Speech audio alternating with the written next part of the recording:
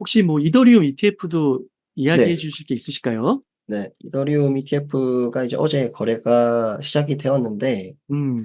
지금 많은 사람들이 생각하고 있는 포인트가 있을 것 같아요. 뭐냐면 그 이더리움 ETF 중에 이제 그레이스케일 같은 경우에는 수수료가 지금 2.5%로 알고 있거든요. 이 수수료가 높으면서 다른 ETF 상품보다 수수료가 높으면서 저희가 이제 올해 1월 달에 비트코인 ETF가 승인이 되었을 때 그레이스케일 물량이 다른 ETF 상품으로 이제 유출이 되면서 가격 폭락, 그러니까 유출이 되면서 가격 하락 압력을 받았습니다. 그래서 이번에도 그레이스케일 이더리움 물량이 유출이 될 음음음. 것이고 가격 하락 압력이 받을 수 있다. 이게 지금 중요 포인트거든요. 근데 지금 이 부분도 저는 많은 사람들이 좀 잘못 알고 있는 부분이 뭐냐면 제가 앞에서 그 블랙락 같은 경우에는 코인베이스 프라임을 이용을 해서 장외 거래를 하고 있다. 그래서 가격에 큰 영향이 없다라는 말씀을 드렸었거든요. 근데 그레이스케일 같은 경우에도 코인베이스 프라임이라는 중개 거래 플랫폼을 사용을 하고 있습니다. 그래서 여기서 이런 코인베이스의 흔적을 좀 볼 수가 있고 결국에는 지금 그레이스케일 물량과 블랙락 물량이 얽히고 설켜 있어요. 이 말은 뭐냐면 그레이스케일 물량을 곧바로 블랙락이 그냥 흡수를 했다라는 말로 볼 수가 있거든요. 어. 그래서 실제로 그레이스케일 물량이 유출이 됐을 때는 가격에 영향이 없습니다. 음. 근데 왜 그때 가격이 떨어지냐를 물어보면 결국에는 결과론적인 거죠. 결과론적인 거죠. 이게 당시 가격이 떨어지고 있으니까 뭔가 이유를 찾아야 되잖아요, 이유. 근데 그 이유가 딱 좋은 게 그레이스케일 물량이 유출이 되고 있기 때문이다. 어. 라는 거고 사실 이 부분도 지금 독일 정부 마운트 곡수 물량이라는 이유를 찾아서 가격이 하락하는 관점과 똑같아요. 아 네. 똑같습니다. 그래서 실상 그 이유는 이 그레이스케일이 아닌데 그렇게 생각을 하게 되는 거죠. 그러면 음. 어 이번 시점에서도 만약에 그레이스케일 이더리움 ETF 물량이 유출이 많아진다면 가격이 급격히 떨어져야 되는 게 맞거든요. 만약에 그러니까 많은 사람들이 생각하는 관점이라면. 그렇죠. 그러면 어제 이제 거래가 되고 나서 오늘 이제 보시면 그레이스케일 이더리움 순유출량이 굉장히 많습니다. 이게 작은 물량이 아닌데 이 물량을 만약에 그대로 시장에 던져 버렸으면 아마 급격한 하락이 나왔을 거라고 생각을 하거든요. 네. 근데 실제로는 가격이 굉장히 조용해요. 아. 아니면 만약에 지금 보시면 블랙락 같은 경우에는 쪼끔 비트와이즈도 매수를 했다면 만약에 이게 시장이 직접 매수를 하고 매도를 했다고 가정을 하면 가격 차트가 저는 이렇게 조용하게 흘러갈 거라고 생각을 하지 않아요. 어떻게 흘러가냐면 급격하게 내려갔다가 아래 꼬리가 만들어지고 윗꼬리가 만들어지고 굉장히 이렇게 크게 움직였을 거라고 생각을 하거든요. 왜냐하면 네. 기관들이 직접 참여를 하니까. 근데 가격은 그렇지 않고 굉장히 조용했어요. 그러니까 이런 걸 보면 실질적으로 장외에서 움직임이 나타나고 있기 때문에 '영향이 없다.' 그러니까 많은 사람들이 생각하는 '그런 움직임이 나타나지 않고 있다.'라는 생각을 합니다. 조금 이런 공통점이 좀 정리를 하면 '지갑의 이동이 반드시 움직임이 나타나면 판매가 된다. 판매가 반드시 가격 하락이다.' 이렇게 생각을 하면 안 될 것 같아요. 시장에는 이렇게 생각하고 이렇게 퍼지는 정보들이 너무 많은데 조금 투자 관점에서 똑똑하게 투자를 하려면 '이러한 디테일을 조금 알 필요는 있지 않을까.'라는 생각을 합니다. 아 그렇군요. 그러면은 이런 그 펀드 네. 두려움에 대한 그 심리로 인해서 매도를 할 때는요. 네. 주로 개인들이 매도를 하는 건가요? 기관들은 많이 매도를 안 하고요. 이 개인이라고 하면 기관급이 아니라 이제 이 개인이라고 하면 개인 중에서도 생각보다 많은 물량을 가지고 있는 투자자들이 있을 거잖아요. 그리고 그 생각보다 많은 투자자들이 합이 모이게 되면 생각보다 매도 압력이 커지게 되는 현상. 아. 그래서 가격이 좀 움직임이 커진다. 그 개인이라고 하면 뭐 정말 작은 물량들을 생각을 할 수가 있는데 이 개인 음. 안에는 저는 뭐 한 100개 이상 그리고 500개 이렇게 된 개인들도 있다고 생각을 해요. 그래서 네. 이런 물량들이 모이게 되면 실질적으로 그런 직접적인 이유는 비트코인 매도 압력이 없는데 이런 합이 모이면 가격이 크게 떨어진다. 음. 이렇게 생각을 하는 거죠. 그러면은 그 비트코인 현물 ETF 통과됐을 때도 네. 그때도 한 하락폭이 20% 정도 나왔잖아요. 네, 맞습니다. 그러면은 만약에 이번 이더리움도 뭐 네. 그때랑 뭐 비슷하게 또 속아가지고 네네. 잘못 알고 있어가지고 또 매도를 하면 한 20% 빠진다고 하면 네. 한 그 정도가 그래도 이제 막 옛날처럼 막 3, 40%막 이렇게는 갈 확률이 낮다고 보시나요? 지금 상황이라면 시장에 계속해서 이더리움 ETF, 그레이스케일 ETF 유출 물량이 나온다고 하더라도 저는 시장에 큰 영향이 없을 것 같고, 만약에 말씀해 주신 대로 이러한 움직임으로 인해서 일반 투자자들이 반응을 한다고 하면 네. 가격이 떨어질 가능성은 있겠죠. 네. 있는데 앞에서 말씀드렸다시피 이 횡보 구간은 지킬 거다. 아, 내려간다 하더라도 다시 개입을 할 가능성이 있을 거다라는 어, 생각을 합니다. 그러면 좀 궁금한 게요. 네. 밀리놀리님. 만약에 여기서 이제 아까 10만 불을 말씀해 주셔가지고 네. 비트코인 가격 기준으로 여기서 네. 올라간다고 했을 때는 네. 신규 투자자들이 OTC가 아닌 시장에서 사면은 올라가는 건가요? 시장에서 사게 되면 올라가게 되는데 네. 결국에는 가격을 끌어올리는 주체를 조금 구체적으로 설명을 하면, 어제 블랙락 같은 경우에는 굉장히 많은 하루 순이익이 나타나서 이게 개수로 치면 8,200 개거든요. 오, 8,200 개면 굉장히 많은 물량이잖아요. 그러네요. 굉장히 많은 물량인데 중요한 건 어제는 가격 움직임이 거의 없었어요. 아, 맞아요. 그래서 이게 제가 딱 말씀드리는 포인트예요. 왜 블랙락이 개입을 하게 되면 이렇게 사도 가격이 움직이질 않거든요. 그래요? 근데 피델리티가 크게 개입을 하는 구간이 있거든요. 지금 보시면 여기는 지금 가격이 크게 반등을 했던 구간 보시면 피델리티의 순이익이 굉장히 많습니다. 피델리티 유입이 많은데 결국에는 피델리티, 비트와이즈, 아크 인베스트 이 세 가지의 ETF 유입이 살아나면 가격은 시장 가격이 좀 크게 계속해서 갈 거다. 그래서 얘네들을 좀 집중해서 주목해서 보셔야 된다. 음, 물론 블랙락이 장외에서 이렇게 물량을 받아주게 되면 장외에서 받아줄 수 있는 물량이 사라질 수도 있잖아요. 그러면 결국에는 시장에서 직접 개입해서 매수를 해야 되니까 간접적으로 블랙락이 가격에 영향을 미치는 건 맞지만, 어찌 됐든 직접적으로 가격이 상승하려면 피델리티, 비트와이즈, 아크 인베스트 이 상품의 유입량이 증가를 하는지 좀 주목을 해야 아, 된다. 그러니까 장외 거래 물량도 줄어들 수가 있는 거네요. 그렇죠. 네네. 아, 야, 재밌네요. 아니, 네. 어떻게 이렇게, 이런 구조를 어떻게 아시게 되신 거예요? 제일 큰 건 남들이 다 알고 있는 정보는 결국에는 의미가 없다. 지금 이 부분도 똑같잖아요. 그러니까 이유를 찾게 되고 독일 정부의 매도 물량 때문에 하락을 했다고 하지만 진짜 그건 아니었는데 많은 사람들은 그렇게 생각을 하니까. 그리고 그 이유를 찾고 나서 이미 가격이 하락이 되고 나서는 아무런 의미가 없거든요, 사실. 이미 그런 심리에 당해서 팔아 버리면.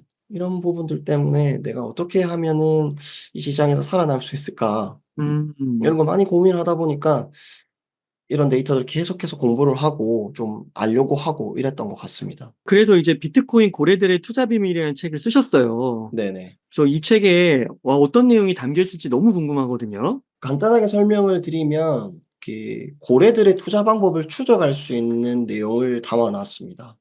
음. 그래서 구체적으로 온체인 데이터, 마켓 데이터, 그리고 채굴자들의 움직임 이런 데이터들을 조금 기준을 잡아서 이제 추적할 수 있는 방법, 그리고 이러한 방법과 함께 결국에는 이제 기준을 잡으려면 차트는 알고 있어야 되거든요. 그래서 차트 분석 방법까지 조금 담겨져 있는 책이다라고 보시면 될 것 같습니다.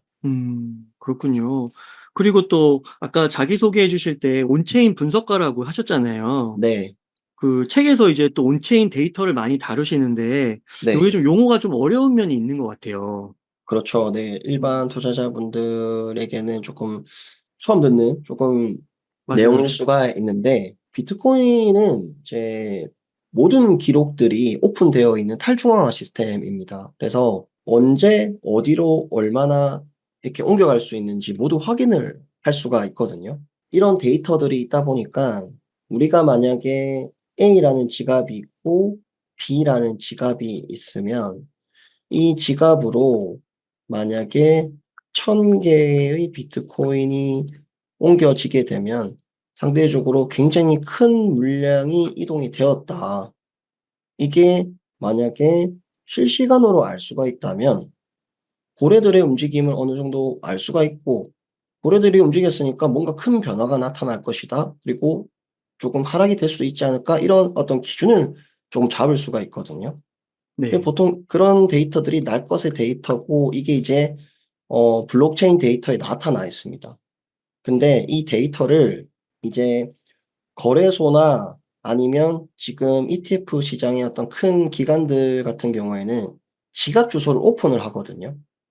지갑 주소를 오픈을 하게 되면 이 지갑이 거래소 지갑이다. 이 지갑이 뭐 기관의 지갑이다라는 것을 알 수가 있어요. 그러면 이 알 수 있는 지갑을 계속해서 라벨링을 하고 쪼개고 해서 2차 가공한 데이터가 이제 우리가 많은 사람들이 이제 지금 시장에서 활용하고 있는 온체인 데이터가 되게 되고, 뭐 대표적으로 뭐 MVRV 데이터, 뭐 SOPR 데이터, 그리고 거래소 유지 물량, 이런 거래소 유출 물량, 이런 데이터들이 여기서 이제 발생을 하게 되는 거죠.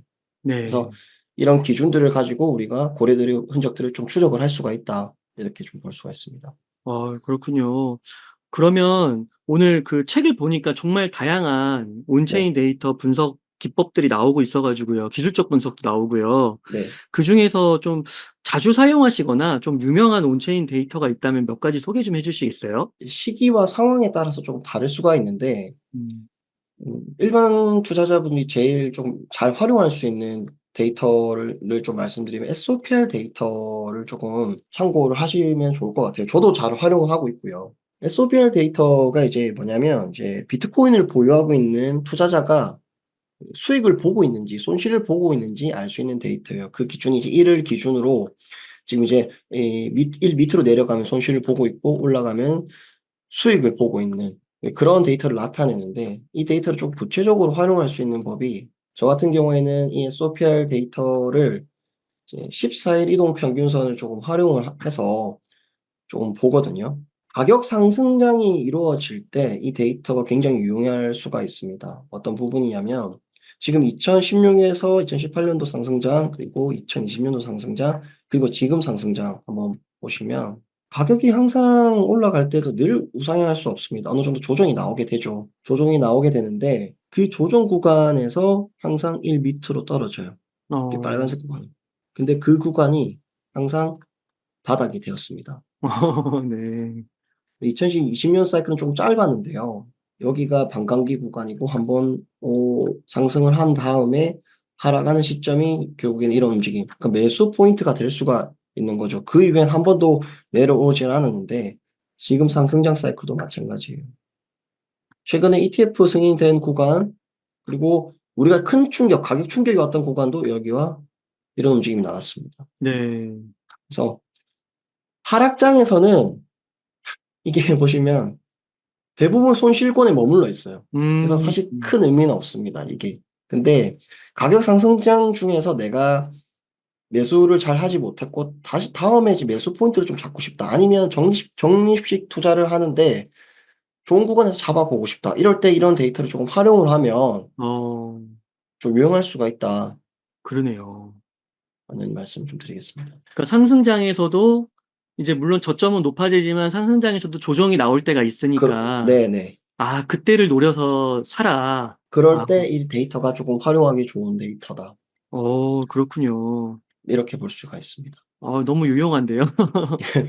그러면 이 온체인 데이터를 지금 봤을 때 너무 유용한데 그래도 이제 아무래도 또 막 100% 확신해서는 좀 안 될 것 맞습니다. 같기도 네. 하거든요. 네.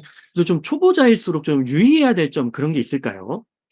제가 지금 인터뷰를 하고 있으면서 정말 도움이 될 수 있다." 이렇게 다 설명을 드릴 수가 있겠지만, 시장에 100%로 이제 맞는 그런 기법, 투자 지표 이런 건 없어요. 어 그래서 늘 하나의 데이터만 가지고 보면 편향적인 좀 심리가 나올 수가 있고, 굉장히 쪼끔 위험한 상황이 발생을 할 수가 있는데, 온체인 데이터도 굉장히 거래들의 움직임을 추적을 할 수 있고 굉장히 좀 신뢰도 높은 데이터가 될 수가 있겠지만, 네. 확신을 하면 안 되거든요. 그래서 지금 듣고 계시는 분들이 초보자분들이라면 주의할 점에 대해서 조금 두 가지 부분을 조금 말씀을 드리고 싶은데요.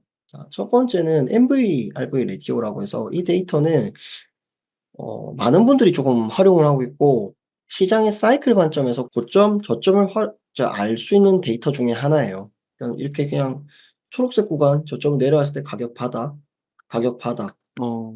이런 식으로 그리고 여기도 가격 바닥이었죠. 그리고 빨간색 구간 올라가는 구간이 고점, 여기도 고점, 여기도 고점이었어요. 그러니까 이렇게 시간이 지나고 나서 보면 굉장히 역사적으로 최고점, 최저점을 알 수 있는 굉장히 유용한 지표일 수가 있습니다. 어. 그러면 일반 투자자들 입장에서는 뭔가 정답지처럼 활용할 수 있는 너무 좋은 데이터가 될 수가 있거든요. 근데 제가 말씀드리고 싶은 포인트는 뭐냐면 이 데이터를 정식 투자나 뭔가 장기 투자를 하시는 분들 입장에서 굉장히 도움이 될 수가 있어요. 왜냐하면 1 밑으로 내려오는 초록색 구간에 도달을 했으니까 이제부터는 거의 '가격 바닥에 다 왔다. 음. 내가 여기서부터는 이제 적립식으로 투자를 해야겠다.' 그러니까 분할 매수로 접근을 하는 거죠. 이런 식으로 접근을 하면 계속해서 내려올 때마다 사면 돼요. 음. 그런데 그런 기준을 가지고 있지 않고 내가 이제 조금 사고 팔고를 자주 하거나 뭔가 좀 세부적인 실전 투자를 하고 싶은 사람들이 있을 수가 있잖아요. 그런 사람들에게는 이런 데이터가 도움이 되지 않고 굉장히 심각한 치명적인 약점이 있는 게 결국 아. 1 밑으로 내려오게 되면 그 밑으로 내려가는 가격 하락폭 그리고 이 기간이 너무 길어요. 1 밑으로 내려왔을 때 지금 여기 지금 정확하게 모르겠지만 30% 이상 빠졌거든요. 아. 그리고 여기 기간이 거의 1 년이 넘어요. 아. 그러니까 뭔가 비트코인의 가치를 보고 장기적으로 투자하시는 분들은 이 기간은 그렇게 중요하지는 않겠죠. 그리고 그런 분들에게는 이런 데이터 정말 도움이 될 수 있다고 생각을 해요. 근데 이런 분들이 아닌 분들도 많으시거든요. 근데 그런 분들이 이 데이터를 접했을 때 이런 부분은 꼭 감안을 하셔야 된다. 그리고 현물 투자가 아닌 선물 투자를 하시는 분도 많으실 건데 만약에 이런 데이터를 가지고 투자를 했다면 마이너스 30% 이상 떨어졌을 때 '과연 청산을 당하지 않고 살아남을 수 있는 사람이 있을까?'라는 생각했을 때 그렇지 않거든요. 네. 그래서 이런 부분을 쪼끔 유의할 필요가 있다라는 말씀을 드리고 실현 시가총액 이제 UTXO 기간별 데이터인데 1 주에서 1 개월 이 데이터의 홀드인 데이터의 비율이거든요. 근데 이게 심리를 파악하는 데 굉장히 도움이 될 수가 있어요. 여기 보시면 신규 투자 그러니까 1 주에서 1 개월이면 신규 투자자가 될 수가 있잖아요. 이 투자자들이 비율이 30% 이상 굉장히 높아지면 거의 흔히 말해서 끝물이에요. 아. 거의 가격이 다 올라왔어요. 거의 다 올라왔어요. 네. 여기 보시면 이런 식으로. 그래서 지금 우리가 지금 가격이 이렇게 올라왔어도 사실 아직까지는 시장이 그렇게 과열되진 않았다. 그래서 음. 이 데이터 기준으로 보면 아직까지 시즌 아웃 그러니까 가격 상승장이 끝나지 않았다라는 좀 기준을 세울 수가 있습니다. 네. 그런데 만약에 이제 가격이 추가 상승이 나오고 시장의 관심이 커지는데 이전 사이클마다 다 기준이 달랐어요. 아 그러네요. 기준이 달랐어요. 그래서 어느 정도 가격이 30% 이상 오르면 이제는 가격이 거의 끝물에 다 달았다고 생각은 할 수 있지만 어디가 고점인지는 이 데이터를 통해서 파악을 할 수는 없습니다. 음. 그래서 이것도 어느 정도 '그 정도 왔구나. 조심해야겠다.' 이 정도로만 조금 활용을 할 수 있어야지 네. 만약에 예를 들어서 지금 공통적으로 이 정도 한 30% 이상 중반까지 올라오면 어느 정도 좀 '과열이 생겼다.'라고 우리가 기준을 잡을 수가 있잖아요. 네. 그러면 이번 사이클에서도 30% 이상 올라왔을 때 일반 투자자분들은 그렇게 생각을 하실 수 있을 것 같은데 여기 보시면 여기서 추가 상승이 나타났거든요, 한 번 더.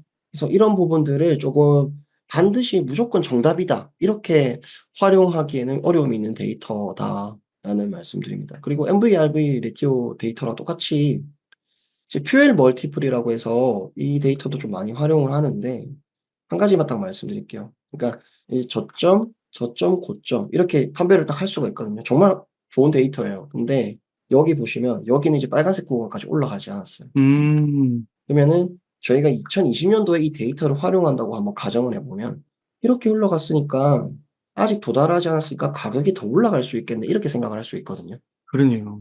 그러니까 이걸 정답 지수처럼 사용을 하면 여기서 아직 도달하지 않아서 빨간색 구간까지 올라갈 때까지 '나는 더 기다려요. 홀딩을 하겠다. 어. 더 사겠다.' 이런 생각을 할 수가 있는데 실상 여기가 고점이었어요. 그러면 어떤 투자를 하시는 입장에서는 정말 상승장을 잘 타서 수익을 보고 있다가도 이걸 너무 맹목적으로 믿다가 이런 큰 충격이 왔을 때 여기서 거의 50% 이상 빠졌었거든요. 어, 이런 충격에 대응을 하기가 쉽지가 않다. 그래서 알겠네요. 너무 이런 데이터, 그러니까 사실 일반 투자자, 초보 투자자분들 입장에서는 이런 데이터가 굉장히 직관적으로 뭔가 정답지처럼 잘 보일 수 있는 데이터가 될 수가 있는데, 하나의 데이터만 딱 보고 투자를 하게 되면 그런 구체적인 디테일적인 부분에서 조금 어려움이 있기 때문에 조심할 필요가 있다, 유의할 필요가 있다라는 말씀을 좀 드리겠습니다. 그러면 미그놀리님, 아까 2017년 장하고 비슷하다고 하셨잖아요. 네네. 그러면 혹시 이번에는 저 빨간색 점선 위로 올라올 가능성도 있다고 보세요? 이거는 지금 상황에서는 제가 정확하게 좀 말씀드리기가 좀 애매한 것 같은데, 네. 2020년도 국가는 조금 특이성이 있었다는 게 결국 코로나. 음, 이 코로나라는 좀 특이성으로 인해서 급격하게 유동성이 증가를 하면서 뭔가 이전 사이클과는 조금 짧고 굉장히 빠르게 올라왔다는 좀 느낌이 있었어요. 그러니까 차트도 많이 망가졌었고. 어, 그러다 보니까 조금 이런 움직임들이 나타났는데, 이 퓨얼 멀티플이라는 게 결국에는 채굴자들과 연관이 있는 데이터거든요. 그러면 우리가 앞에서 그 채굴 생산 단가 그리고 이런 단가들에 대한 가격이 굉장히 신뢰도가 높았다는 걸 우리가 확인을 했기 때문에 이번에는 이런 특수성을 좀 제외를 한다면 결국에는 빨간색 구간까지 올라가지 않을까 음, 저는 이렇게 생각을 합니다. 아, 그렇군요. 네. 정말, 정말 꿀 정보들, 노하우들을 이렇게 아낌없이 공유해 주셔서 너무 감사드립니다. 네. 혹시 그 네. 고래의 투자를 추적하는 방법도 있을까요? 온체인 데이터를 통해서도 추적을 지금 할 수가 있는데 네, 여기에다가 이제 제가 또 다른 추적 방법을 조금 알려드리면 이제 네, 마켓 데이터를 통해서 추적을 할 수가 있어요. 두 가지 부분을 조금 설명을 드리면 코인베이스 프리미엄 갭이라는 게 있습니다. 코인베이스와 바이낸스 사이의 가격 격차를 나타내는 데이터거든요. 자 그러면 만약에 지금 데이터는 이제 1분 데이터입니다. 그러니까 1분 동안 코인베이스와 바이낸스의 가격 격차가 굉장히 크게 나타날 수 있는 움직임은 만들어낼 수 있는 거 하나밖에 없어요. 고래가 특정 거래소를 이용해서 급격히 매수를 하거나 어, 급격히 판매를 하면 이 가격 격차가 단기적으로 발생을 할 수가 있습니다. 어, 결국에는 다시 평균 값으로 내려오겠지만 어떤 특정 시기에 엄청난 매수세가 있어야지만 이런 갭을 만들 수가 있거든요. 그러면 우리가 이 코인베이스 프리미엄 갭이라는 것을 활용을 해서 이런 움직임이 나왔을 때 '아 고래가 개입을 하고 있구나.' 즉 고래의 움직임을 추적을 할 수가 있는 거죠. 음, 그래서 예를 들어서 지금 보시면 해당 데이터가 이제 가격이고요. 지금 이 파란색 데이터가 이제 코인베이스 프리미엄 갭이라는 겁니다. 그러면 이 데이터가 지금 올라가고 있고 가격도 상승을 하고 있거든요. 그러면 지금 이 여기 가격 구간에서는 고래가 개입을 하고 있다라는 기준을 가질 수가 있고 마지막에는 $100 정도의 가격 차이가 났어요. 저는 이 데이터를 활용을 할 때 $80 이상의 가격 격차가 나게 되면 조금 '고래가 크게 개입을 했다.'라고 판단하는 기준이 되는데 어, $100 이상이 나타나면 아까 제가 말씀드린 피델리티 같은 경우에는 코인베이스를 활용을 해서 매수를 한다고 말씀을 드렸거든요. 그래서 이런 흔적이 나오면 '아 오늘은 피델리티가의 순유입이 굉장히 커질 수 있겠구나.' 혹은 아크 인베스트도 조금 개입을 하는데 '그런 ETF 상품들의 유입이 커질 수 있겠구나.'라는 거 미리 예측을 할 수가 있습니다. 18일 기준으로 보시면 피델리티 순유입이 여기 잘 보이실지 모르겠는데 피델리티, 비트와이즈, 아크 인베스트 물량이 굉장히 커졌거든요, 그러네요. 순유입이. 예 그때 시점과 여기가 동일합니다. 어, 그런 식으로 쪼금 미리 추정을 할 수가 있는 그러니까 네, 어떻게 보면은 고래를 추적해서 기준을 잡을 수가 있는 좋은 데이터가 될 수가 있고요. 또 하나를 또 말씀드리면 이제 시장가 매수 매도 비율이라는 데이터가 있습니다.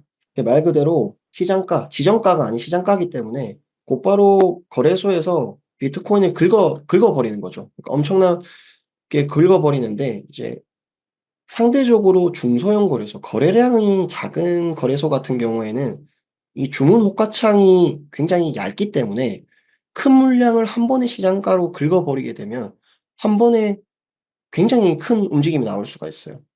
그래서 그런 흔적들을 조금 알 수가 있거든요. 대표적으로 어떤 부분이 있냐면 지금 여기 보시면 데리비트 거래소의 시장가 매수 매도 비율이 있는데 지금 여기 보시면 스파크 현적, 그러니까 상대적으로 급격히 이제 시장가 매수 비율이 증가를 한 구간이 있거든요. 그러니까 이런 움직임을 만들어내는 흔적은 결국 고래밖에 없다. 음. 그래서 데리비트 거래소를 이용을 해서 이 구간에서 매집을 했다.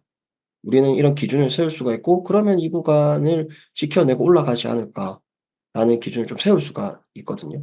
여기서도 이제 해당 거래소에서도 여기가 급격히 좀 증가하는 모습, 그리고 ETF 승인 시점 하락이 나오고 V자 반등이 나오는 직전에도 좀 급격히 반등하고 있는 이 어. 구간에서도 좀 개입을 하고 있는 것을 알 수가 있습니다. 그래서 네. 고래의 흔적, 고래를 추적할 수 있는 좋은 방법이 되는 게 코인베이스 프리미엄 캡, 그리고 시장가 매수 매도 비율을 보면 고래의 직접적인 흔적을 좀 잘 활용을 할 수 있는 데이터가 될 수가 있다.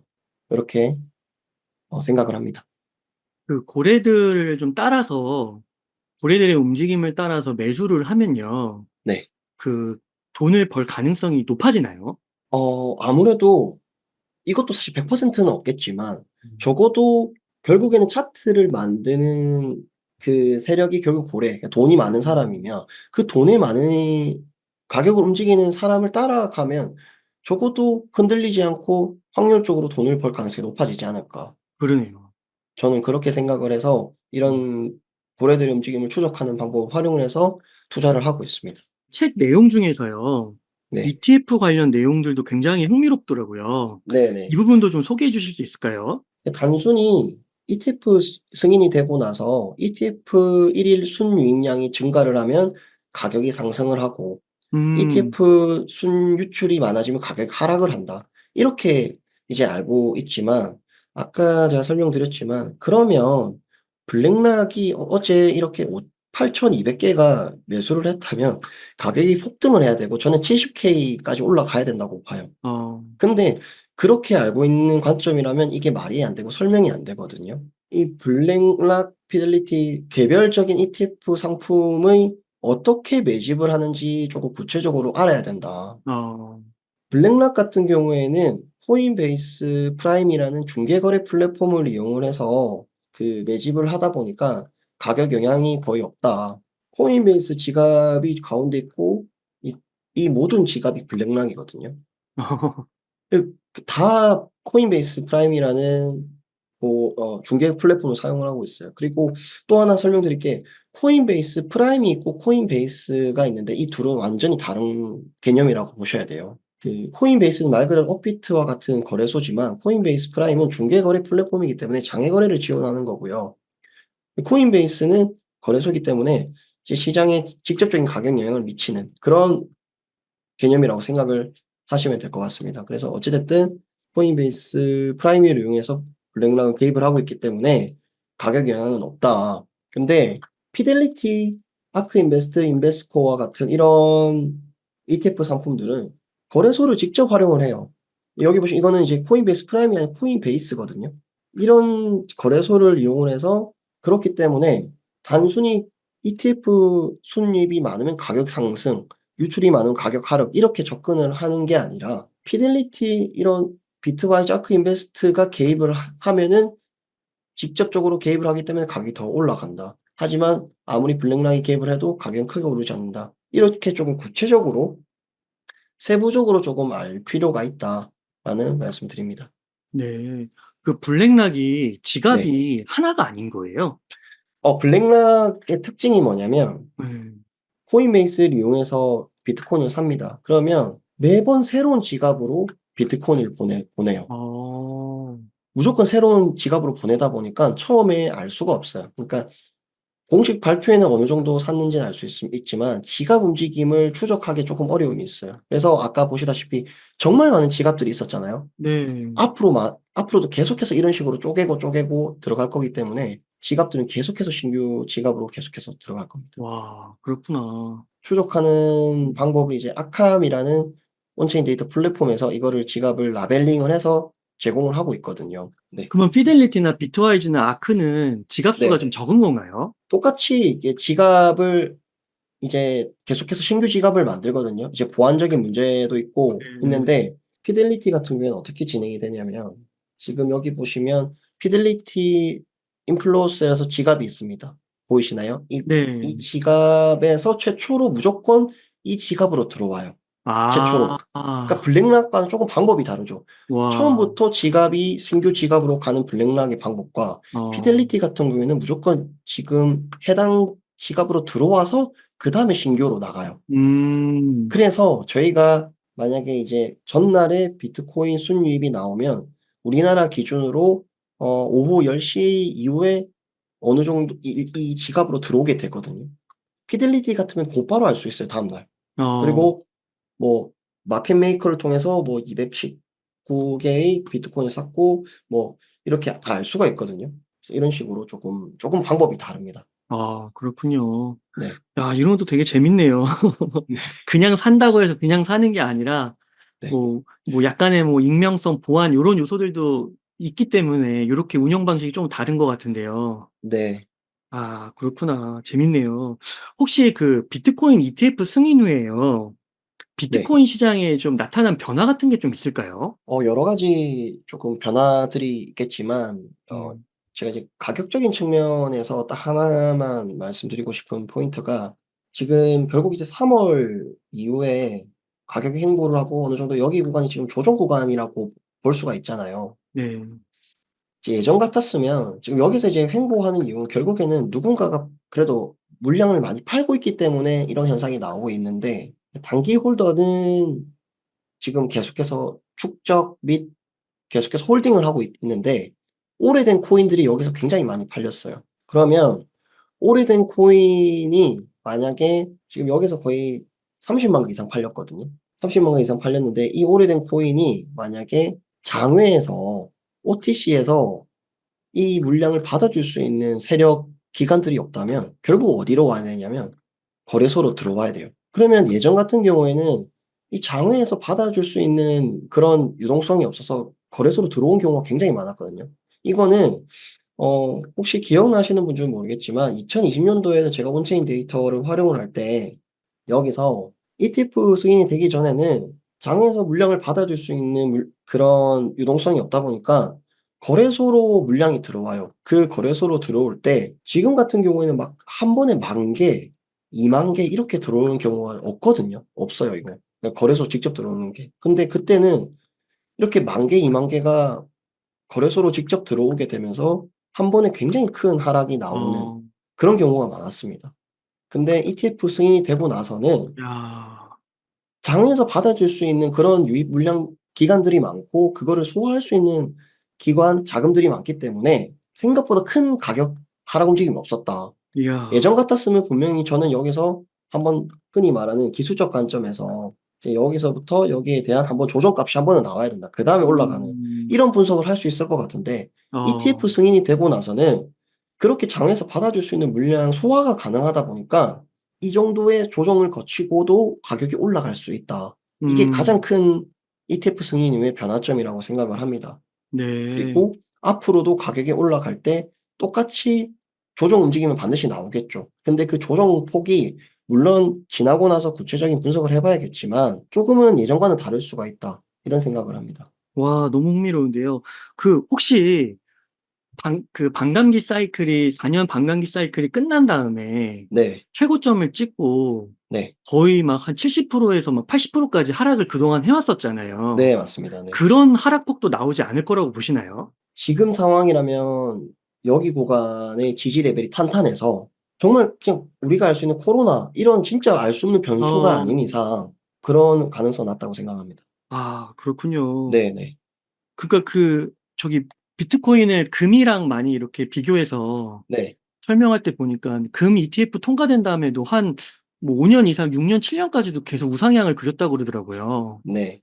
그러니까 고런 거랑 또 비슷하게 설명할 수도 있겠네요. 이 부분은 저게 제가 이제 너무 장기적인 부분이고 ETF 음. 승인 이후에 계속해서 올라간다고 올라갈 수는 있겠지만 그 인제 사실 금 ETF 같은 경우에는 계속해서 지속적인 우상향이 굉장히 오랫동안 지속이 되었는데 네. 비트코인 같은 경우에는 저는 이 부분은 아직까지는 잘 모르겠어요. 아. 그러니까 사실 예를 들어서 여기서 ETF가 승인되었다 가정을 하면 여기 조정이 한 번 나오고 계속해서 가야 되는 게 ETF, 금 ETF가 비슷하게 흘러가는 양상이라고 생각을 하거든요. 이렇게 음. 가야.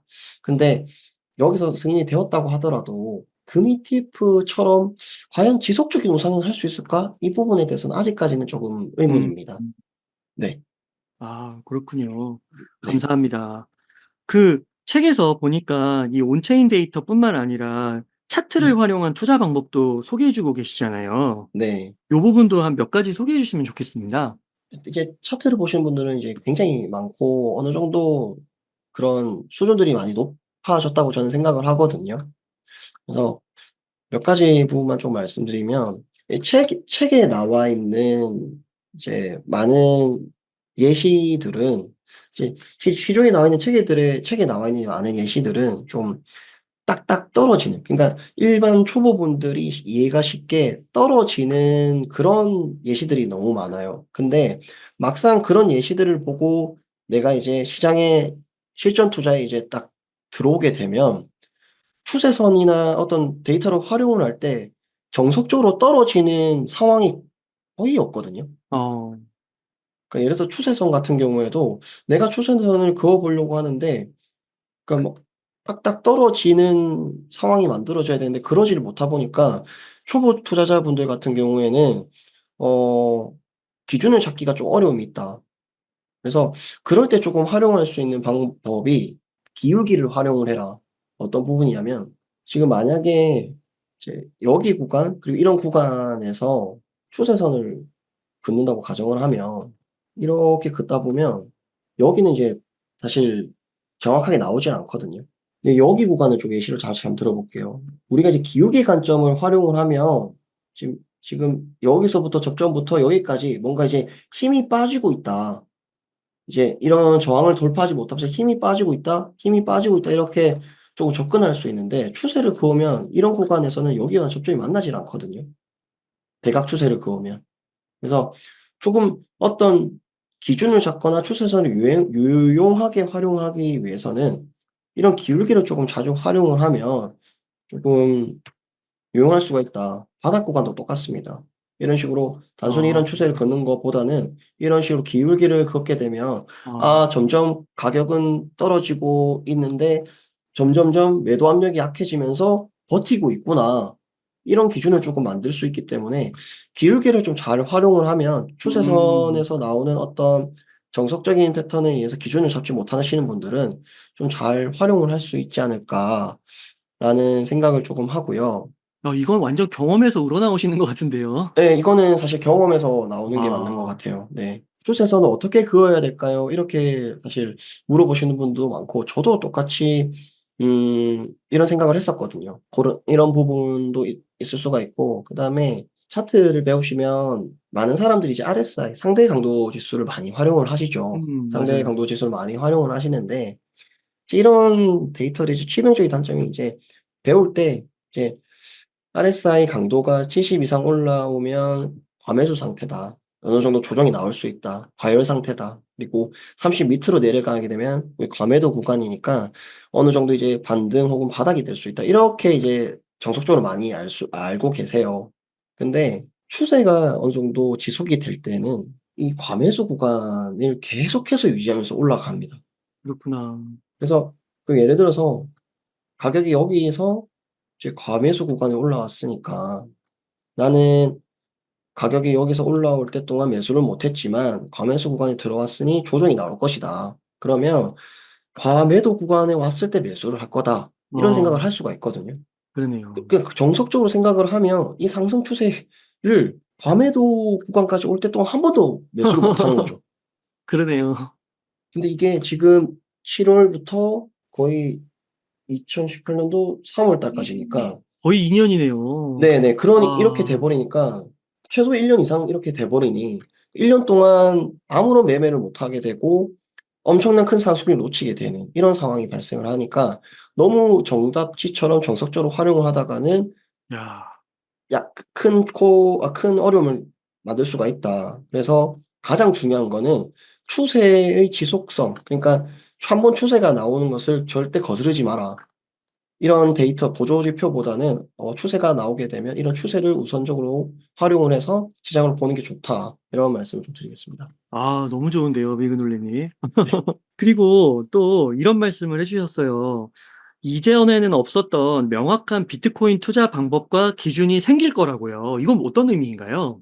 이 부분은 만약에 제가 지금 책에서 제가 알고 있는 그런 지식들이 없었다면, 차트 관점만 알고 있었다면 이 두 가지 박스 구간에서 모두 다 하락을 말했을 것 같아요. 기준이 완전히 다른 거죠. 그러니까 여기서도 제가 이제 차트 기준에서는 당시 이제 분석을 할 때 작년 9 월과 여기 구간과 굉장히 유사하다. 당시 9월 달에 결국에는 많은 사람들이 여기서도 하락, 그리고 아직까지도 대하락이 끝나지 않았다. 여기서부터 여기에 대한 단기 반등일 뿐이고 아직까지도 끝나지 않았다. 이런 어, 얘기가 많았어요. 근데 결국에는 가격이 올라왔거든요. 제가 여기서 "여기와 여기가 비슷하다."라고 확실하게 말씀드릴 수 있었던 이유가 결국에는 차트 관점만 보면 여기서 많은 사람들이 하락을 말할 수 있지만 고래들의 흔적을 쫓아가고 추적을 해 보면 '이 구간을 활용을 해서 매집을 하고 있고 올릴 가능성이 있겠구나.'라는 기준을 세울 수가 있거든요. 그러면 '아 고래들은 이런 생각을 가지고 있으니까 많은 사람들이 생각하는 하락 패턴을 역이용할 수 있겠구나.' 어, 이런 기준을 세울 수가 있다고 생각을 해요. 즉 이 부분이 이전에는 없었던 명확한 비트코인 투자 방법과 기준이 될 수가 있다. 이렇게 생각을 하는 거죠. 멋지십니다. 네. 미그놀리님, 그러면 네. 미그놀리님은 요즘에 비트코인 좀 투자를 어떻게 하고 있는지 좀 궁금하고요. 네. 그리고 혹시 알트코인도 좀 매수하시는지 궁금하거든요. 우선 저 같은 경우에는 이제 추세 트레이딩을 하고 있어요. 그러니까 저도 이제 단기 투자는 하지 않고 있고요. 2020 년도 기준으로 제가 매매를 몇 번을 했냐면 여기서, 여기서, 그리고 여기서 3번 했거든요. 3번 사셨어요? 네. 3번 사고 팔고 다 하고 있습니다. 그래서 어, 그 당시에도 이제 뭐 공개 방송을 하고 이제 기억하시는 분들 많으시겠지만 그러니까 이런 온체인 데이터 기준으로 해서 사고 팔고를 잘했어요. 생각보다 매수의 어떤 횟수가 작죠. 음, 그렇지만 이런 사고 팔고를 잘했을 때 수익을 극대화할 수 있는 추세를 잘 활용했을 때는 수익을 극대화할 수 있거든요. 네. 근데 사실 이게 말이 쉽지 그걸 잘하면 다 다시 부자가 될 수 있고 그렇게 말씀을 하실 수가 있으니까 사실 음, 제일 좋은 방법은 적립식 투자나 가치 투자를 하시는 게 저는 제일 좋다고 생각을 하는데 결국에는 이제 이거는 이제 본인이 생각하는 관점의 차이인 것 같아요. 그러니까 정식 투자를 했을 때 굉장히 좀 장기적인 관점을 바라보고 있는 사람이 있고 나는 그런 장기적인 관점에서 투자를 해서 노년에 혹은 시간이 지난 뒤에 돈을 벌고 싶은 게 아니라 당장에 이제 남들과 비교했을 때 좀 돈을 많이 벌고 싶고 지금 당장의 풍요로운 삶을 살고 싶다. 이런 사람들에게는 사실 이 장기 투자라는 게 크게 메리트가 없고 조금 떨어질 수가 있다고 생각을 하거든요. 그리고 조금 소득 수준이 좀 높거나 조금 적립식 투자를 조금 많이 투자를 할 수 있으신 분들이라면 저는 상관이 없다고 생각을 해요. 물론 이 제 개인적인 생각입니다. 그래서 근데 상대적으로 조금 투자 시드가 낮고 소득 수준이 낮으신 분의 입장에서는 이렇게 해서 사실 크게 큰 아, 수익률을 벌 수 없다라는 게 제 생각이거든요. 아, 그래서 결국에는 어 그렇다고 해서 또 더 단타를 하거나 선물 투자를 하게 되면 위험성이 크고요. 그리고 또 심리적으로도 굉장히 위험해질 수가 있고 그렇기 때문에 제가 선택한 방법이 추세 트레이딩을 하는 방법이고 온체인 투자를 통해서 생각보다 사고팔고를 잘하고 있다. 그다음에 알트코인 투자는 제가 따로 하고 있지는 않습니다. 따로 하고 그러시군요. 있지는 않고 왜 그렇게 생각을 하냐면 음, 사실 아직도 비트코인 자체도 굉장히 위험한 변동성이 큰 자산이라고 생각을 하거든요. 음, 비트코인 자체도 사실 이렇게 위험한 자산인데 비트코인이 한 번 떨어지면 알트코인은 작으면 뭐 2 배, 많으면 3배 이상 떨어지는 그런 상황에서 '그런 리스크를 노출시키고 싶지 않다.' 그래서 저는 최대한 안전하게 좀 투자를 하고 싶은 관점이기 때문에 '알트코인에 투자를 하고 있지 않다.' 그렇다고 해서 '알트코인을 하지 말라.' 이렇게 음, 말씀드리는 건 아니에요. 제가 드리고 싶은 말씀은 여러분들이 어떤 시점에 어떤 마음으로 알트코인 혹은 선물 투자를 하고 있는지를 조금 알아야 된다. 어떤 부분이냐면 예를 들어서 지금 제가 많은 사람들이 여기서도 하락을 보고 있었다고 말씀을 드렸잖아요. 네. 그러면 가격이 올라가면 사실 이게 납득이 안 돼요, 일반 투자자들은. '이게 어떻게 여기서 올라갈 수가 있지?' 하다가 그럼 여기서부터는 이제 조정이 오면 사야지, 조정이 오면 사야지, 조정이 오면 사야지를 하거든요. 예를 들어서 이런 평행 채널을 긋게 되고 가격이 올라가는데 이런 평행 채널이 그어지면 사실 힘이 빠질 수가 있기 때문에 '나는 이 평행 채널이 무너지고 나서 사야겠다.' 근데 가격이 올라가요. 그런데 여기서 ETF 승인이 되거든요. 근데 ETF 승인이 되는데 가격이 떨어지고 어떤 추세가 무너지면서 이런 현상이 나오거든요. 그러면 뉴스에 팔아라. 그리고 무너졌으니까 결국에는 어떤 또 큰 하락이 나올 거다. '나는 여기서 사야겠다.' 그렇게 하는데 곧바로 V자 반등이 나오고 쭉 올라가요. 그러면 여기서 산 사람, 여기서 산 사람이 계속 비교가 되고 나는 여기서 어떤 시점에 사고 싶은데 사지 못했기 때문에 만회를 하고 싶거든요. 어. 만회를 하고 싶기 때문에 어떤 현상이 나오느냐. 두 가지 현상이 나오죠.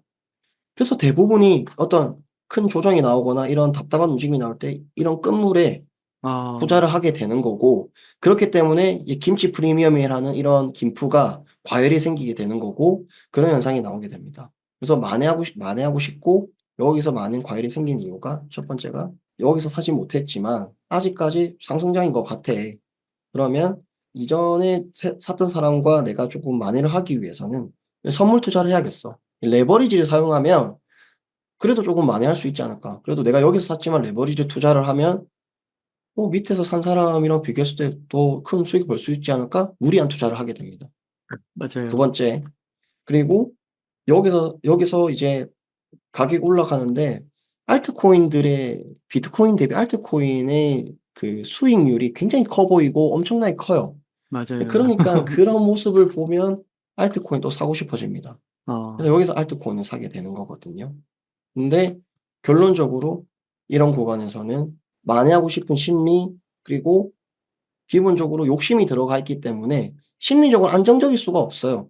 그런 어. 상황에서 이런 변동성이 큰 알트코인 선물 투자를 했으니까 일상생활도 힘들고 계속해서 남과 비교하게 되고 보고 싶은 곳만 보게 되는 그런 현상이 발생하니까 제대로 된 투자가 될 수가 없다. 그래서 제가 하고 싶은 말은 좋은 구조에서 기준을 잘 잡아서 이런 안정적인 구간에서 알트코인을 살 수 있으면 저는 상관이 없어요. 이런 안정적인 구간에서 기준을 잘 잡아서 알트코인 투자한다면 좋은 수단이 될 수 있다고 생각을 하는데 남들과 이끌려서 심리적으로 쫓기는 상황에서 뭔가 욕심을 내고 그런 상황에서 선물 투자나 알트코인을 투자를 한다면 굉장히 위험할 수가 있다. 시기와 어떤 기준을 잘 잡아서 알트코인 투자를 한다면 상관은 없다. 그렇게 생각을 합니다. 네. 아유 감사합니다. 그러면은 만약에 비트코인이 한 10만 불 간다고 생각을 했을 때요. 네. 지금 시점에서 알트코인 투자를 하는 것도 나름은 괜찮은 선택이 될 수도 있지 않을까요? 알트코인 자체가 이제 워낙 변수가 많고 그리고 제가 이제 전체적으로는 그런 기준을 잡을 수 있다고 하지만 알트코인이 워낙 많잖아요. 워낙 많기 때문에 이 부분의 모든 변수들을 제가 할 수가 없기 때문에 아. 저는 개인적으로는 하지 말라고 말씀을 드리긴 해요. 이게 함부로 말씀드렸다가 또 개별 알트코인은 그렇게 흘러가지 못하는 경우도 발생을 하기 때문에 그래서 이런 모든 리스크를 제가 떠안기 싫기 때문에 비트코인만 투자를 한다. 음. 이렇게 말씀드리겠습니다. 아우 예 미그놀리님 오늘 그 인터뷰 내용 너무 좋았던 것 같고요. 감사합니다. 네. 이게 제가 많이 인터뷰를 할 때 이렇게 이야기 내러티브식으로 네네. 그다음에 뉴스 기사 중심으로 이렇게 인터뷰를 많이 했었는데 네. 이렇게 온체인 데이터가 또 하나 이렇게 차트를 네. 직접적으로 보여주시면서 네. 이 얘기를 해주시니까 이게 와 완전 새로운 느낌이고 너무 와닿는 것 같아요. 그래서 많은 이 시청하시는 분들께서 네. 그 미그놀레님이 또 정말 온 정성을 다해서 쓰셨을 거 아니에요. 네 맞습니다. 비트코인 고래들의 투자 비밀 이 책 꼭 한번 찾으셔 가지고 네. 읽어보시면 정말 큰 도움 되시지 않을까. 네. 정성적인 부분, 정량적인 부분 이런 거 다 갖춰지지 않을까 싶거든요. 네. 너무 고생 많으셨습니다. 책 쓰시느라요. 네. 감사합니다. 네. 그러면 끝으로 저희 시청자분들을 위한 한 말씀 좀 부탁드리겠습니다. 어 우선 오늘 이제 인터뷰한 내용을 제가 정리를 하면서 그래도 좀 많은 도움이 되었으면 좋겠다라는 생각으로 준비를 해 왔고 도움이 되셨으면 좋겠고 그리고 이제 가장 말씀드리고 싶은 부분은 심리가 제일 중요하다. 이 심리적 안정감이 있어야 투자가 잘 될 수가 있고 어 다양한 정보에도 흔들리지 않고 나만의 기준을 세울 수가 있다. 그런 기준을 세우는 데 있어서 제가 설명드렸던 내용들을 쪼끔 다른 정보보다 좀 기준을 잘 삼을 수 있는 기준이 되지 않을까라는 생각을 합니다. 그래서 어찌 됐든 오늘 제가 인터뷰한 내용이 좀 도움이 되셨으면 좋겠습니다. 네. 또 유튜브 채널도 운영하고 계시잖아요. 네. 미그놀렛 크립토. 네 이 맞습니다. 유튜브 채널도 가시면은 또 이런 좋은 콘텐츠들 계속 접하실 수 있고 또 네. 트위터로도 접하실 수 있고요. 네. 그래서 앞으로 또 종종 좋은 말씀 또 부탁드리겠습니다. 아 네 오늘 너무 초대해 주셔서 너무 감사드리고 네 인터뷰 너무 즐거웠습니다. 네. 네, 감사합니다. 이렇게 해서 비트코인 고래들의 투자 비밀의 저자이신 미그놀리 님을 모시고 이야기를 나눠봤습니다. 유익한 인사이트 많이 나눠주셔서 감사의 말씀드립니다. 오늘 고생 많으셨습니다. 감사합니다.